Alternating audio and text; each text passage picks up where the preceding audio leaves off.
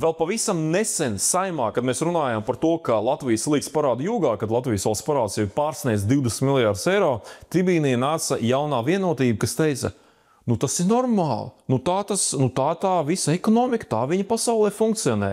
Un pat mums bija ziņa par to, ka taisās jau gatavoties Latvijas valsts uzņēmumu izpārdošanai. Bet tas taču nebija saucies tā, tas bija saucies Latvijas valsts uzņēmumu kotēšana biržā. Un es domāju, ka tuvākajā laikā mazu pa mazum, pamazām dažādi eksperti nāks televīzijā, nopirkti eksperti, un stāstīs, cik tas viss ir pareizi, ka tā vajag darīt. Visi tie, kas nomalno to visu procesu, neko nesaprot un ir vispār Kremļa aģenti. Par to, ka uzņēmumi tagad varēs vēl labāk attīstīties.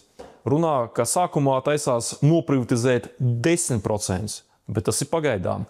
Atcerieties, kā bija ar Air Baltiku. Katru reizi, kad nāca Air Baltica pie valdības un prasīja kārtējo naudas devu, viņi taču neteica, ka viņi viņu neatdos. Viņi teica, ka tas ir pēdējo reizi, tas ir kā narkomāns, kuram visu laiku ir pēdējā reize. Tāpatās arī Air Baltica nāca katru reizi pie valdības un prasīja nodokļu maksātāju naudu pēdējo reizi. Un viņi teica, ka viņi tūlīt attīstīsies, ka viņi tūlīt atrausies no zemes, izies peļņā un vēl atdos to, kas bija ieguldīts. Viņi solīja, ka vienmēr atdos. Pagājušajā gadā mēs dzirdējām, ka 500 miljārdus nodokļu maksātāju naudas. Visiem paldies, visiem uz redzēšanos. Bet ko mēs redzam tagad?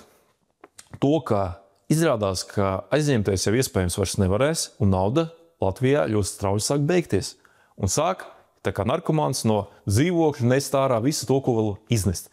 Sākumā viņi saka, ka tikai 10%. Viņi to sauc ne jau, viņi jau nesauc to, ka tas ir uzņēmuma izpārdošana. Viņi atkal saka to, ka tas ir kotēšana biržā ar mērķi piesaistīt investīcijas. Piesaistīt investīcijas, pārdodot konkrēti uzņēmuma daļu. Sākumā tas būs 10%, bet tas ir tikai pagaidām. Tāpat tās kā Air Baltica, viņi nāks atkal un atkal. Sākumā 10, 20, 30, 40, 50% tiks izpārdot.